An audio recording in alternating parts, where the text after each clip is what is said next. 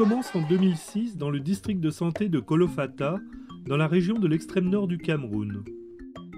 Dans le service d'ophtalmologie de l'hôpital de Kolofata, les équipes soignantes de l'ONG Ophtalmo Sans Frontières remarquent en consultation un grand nombre de cas de trachome. La région est pauvre et située en zone sahélienne et les points d'eau sont très souvent à sec les 3/4 de l'année, aggravant ainsi les conditions de vie et d'hygiène des populations.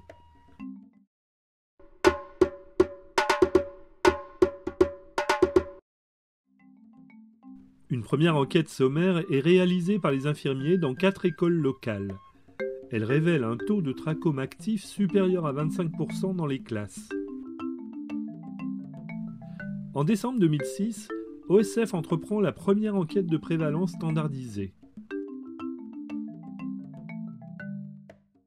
Dès qu'elle est proposée puis acceptée par le ministère de la Santé du Cameroun, Dr Pierre Huguet, expert à l'OMS, est mandaté pour la réaliser avec l'aide d'une équipe d'infirmiers d'Ophtalmo Sans Frontières. Il est accompagné par le docteur Pablo Goldschmidt, médecin biologiste, qui effectuera des prélèvements chez les patients atteints. Le docteur Hélène Heintertz, directeur médical de l'hôpital de Kolofata, contribuera aussi au bon déroulement de l'enquête. 2394 enfants de 1 à 9 ans sont examinés, le codage simplifié du trachome étant utilisé pour rapporter leur état clinique. L'enquête révèle un taux élevé de trachome actif chez les enfants de 1 à 9 ans, soit 26%. Au vu de ces résultats, il est décidé d'appliquer au district la stratégie CHANCE, associant dépistage et chirurgie des cas d'anthropion trichiasis, traitement antibiotique de masse, campagne de sensibilisation à l'hygiène, amélioration des conditions de vie et notamment d'accès à l'eau.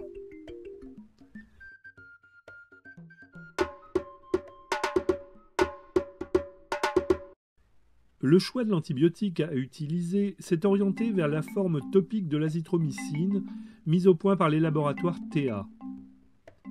2 études réalisées au Pakistan et en Guinée ont montré de façon formelle l'efficacité de ce traitement sur le trachome actif à raison de 1 goutte matin et soir pendant 3 jours. Les laboratoires Théa acceptent de participer au projet et s'engagent à fournir gratuitement les doses antibiotiques nécessaires au traitement des 120 000 habitants du district à raison de 3 cures à 1 an d'intervalle. Parallèlement à l'organisation logistique de la campagne, des affiches, documents et matériel éducatif sont réalisés et distribués afin d'informer les habitants ainsi que les autorités locales des modalités du projet. Sur place, de multiples réunions préparatoires ont lieu, non seulement entre professionnels de santé, mais aussi avec les enseignants afin de préparer la sensibilisation dans les écoles. Par ailleurs, commence la prise en charge chirurgicale des anthropions trichiasis dépistés par les agents de santé, puis opérés gratuitement à l'hôpital de Kolofata. La technique de trabut reste l'intervention de référence.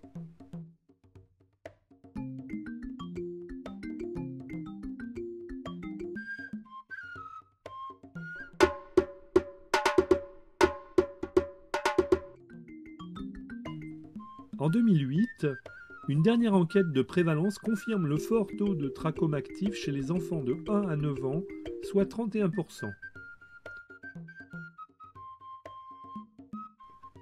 Le traitement de la population est alors assuré par 250 agents communautaires qui, durant 3 semaines, vont instiller les gouttes matin et soir, 3 jours consécutifs aux 120 000 habitants du district. Le programme de distribution a été soigneusement coordonné par les docteurs Heintertz et Goldschmidt.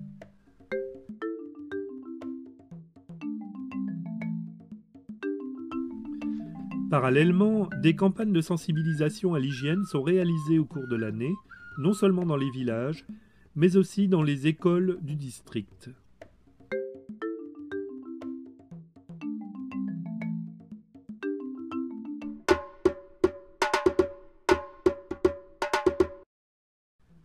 La campagne 2009 a débuté par une nouvelle enquête de prévalence standardisée afin d'évaluer les effets bénéfiques de la stratégie Chance un an après la cure de traitement par azithromycine Colire.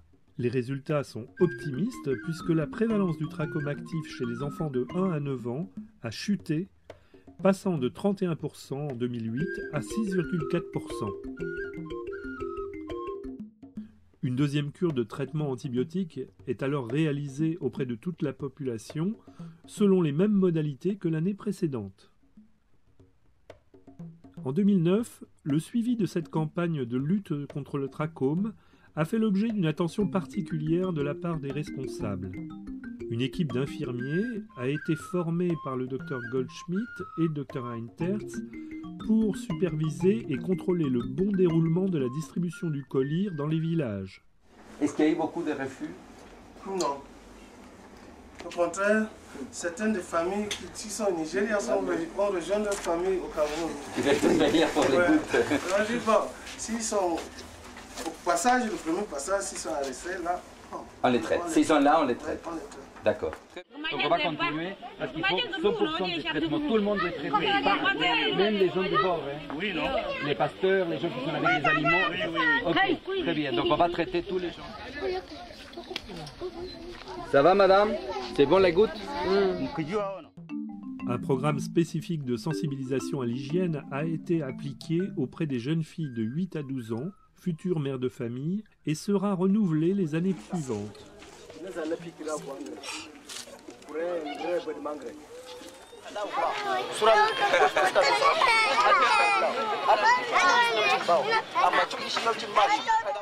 De son côté, le docteur Huguet s'est penché sur les conditions spécifiques de vie et d'environnement du pays.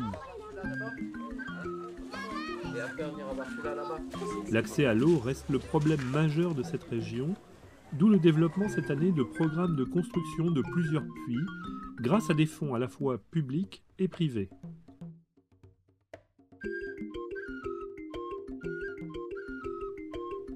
Par ailleurs, d'autres points sont encore à améliorer. L'absence d'utilisation systématique de savon, le manque de latrines, la trop grande proximité des animaux dans les concessions.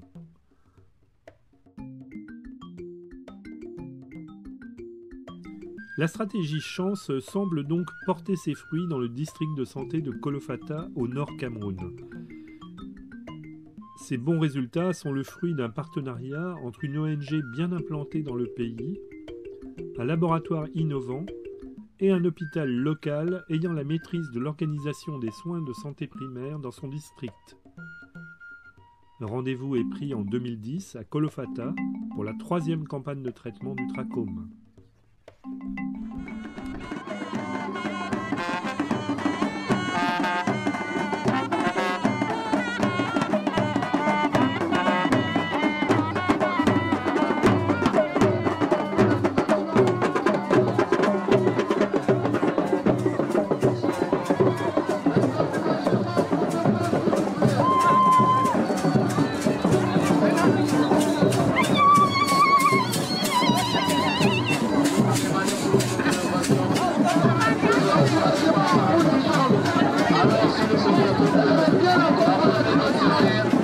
La femme est notre sœur, nous attendons le